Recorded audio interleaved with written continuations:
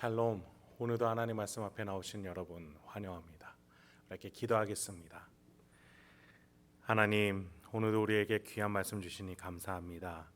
이 말씀 안에서 우리의 영혼이 소망과 기쁨과 용기를 얻을 수 있도록 깨달아지는 은혜 허락하여 주시옵소서. 예수님의 이름으로 기도했습니다. 아멘. 오늘 함께 살펴볼 말씀 에스더서 4장 4절에서 11절, 에스더서 4장 4절에서 11절까지 함께 살펴보겠습니다. 오늘도 성실하신 우리 아버지 하나님을 찬양합니다.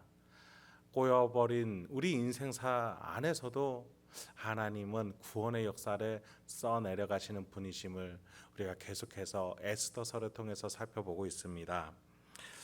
지난 시간까지 아하수에로 왕의 아둔함과 성취욕, 그리고 하만이 명예욕에 취해서 나라를 엉망진창으로 만들어가는 것을 함께 보았습니다.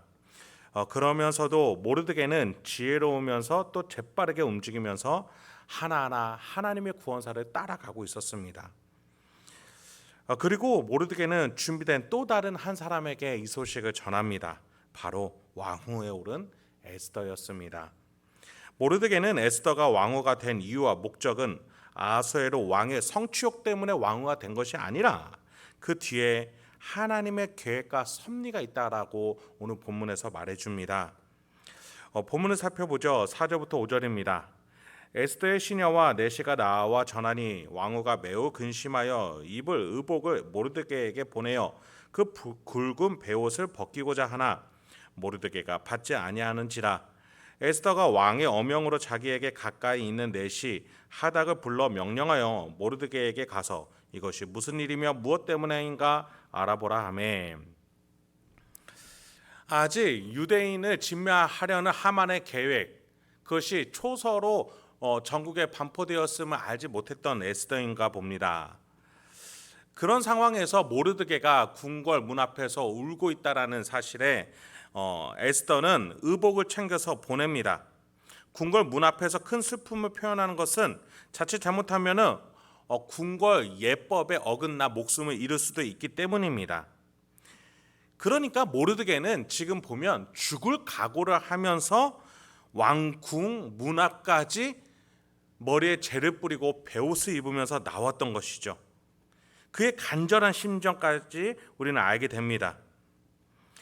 심상치 않은 분위기를 에스더는 깨닫고 신하를 보낸 것을 거둬들이고 왕이 보낸 신하, 즉 왕이 임명한 신하 하닥을 불러서 모르드게에게 가서 무슨 일인지를 알아보라고까지 말합니다. 즉 공적 영향력이 있는 조치를 에스더는 재빠르게 취하고 있는 것이죠. 왕후가 되어서 자신의 성취욕에 취해 있는 것이 아니라 그때 모르드게를 따라서 하나님의 구원사에 발맞춰 나가는 에스더임을 보게 됩니다. 그녀가 지금 이것이 구원사에 발맞춰 나가는 것인지는 알지 못했겠죠. 그러나 그녀가 지금 깨어 있다는 사실을 우리는 알게 됩니다. 명예욕과 성취욕에 취해 있는 하만과 아하수에로와는 또 다른 발걸음인 것을 우리는 알게 됩니다.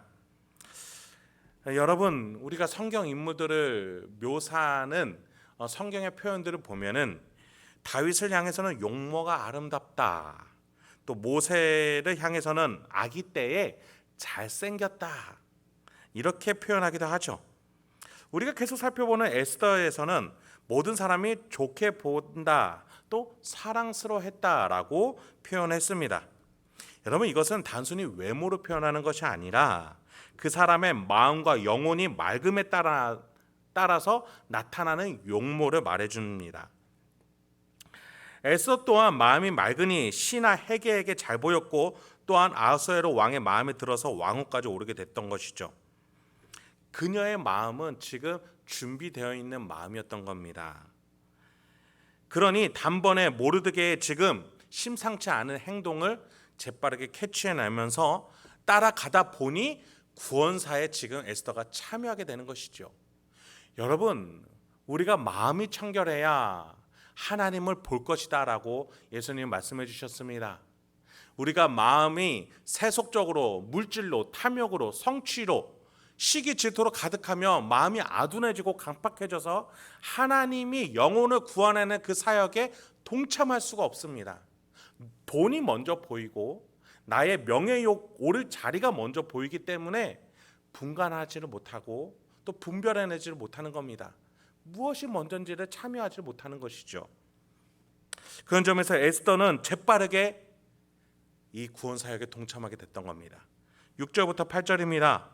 하닥이 대궐 문 앞 성중 광장에 있는 모르드게에게 이르니 모르드게가 자기가 당한 모든 일과 하만이 유다인을 멸하려고 왕의 금고에 바치기로 한 은의 정확한 액수를 하닥에게 말하고 또 유다인을 진멸하라고 수상궁에서 내린 조서 초본을 하닥에게 주어 에스더에게 보여 알게 하고 또 그에게 부탁하여 왕에게 나아가서 그 앞에서 자기 민족을 위하여 간절히 구하라 하니 왕에게 임명받은 내시 하닥이 오니 모르드게가 그간 있었던 일을 다 알립니다. 속사정까지 모르드게는 간파하고 있었던 것이죠. 그리고 물증으로 유다인을 말사하라는 조서 초본까지 주면서 아하수에로 왕에게 나아가 유다인을 구해줄 것을 간청하게 됩니다. 여러분, 모르드게는 할 수 있는 방법을 다 알고 있는 것입니다. 목숨을 바쳐서면서까지 광장에서 자신이 유다인임을 드러내면서까지 죽을 위기를 감당하면서까지 이 구원 사역에 참여하고 있는 것이죠. 그런데 문제는 에스더도 다른 방도가 없다라는 겁니다. 9절부터 11절입니다.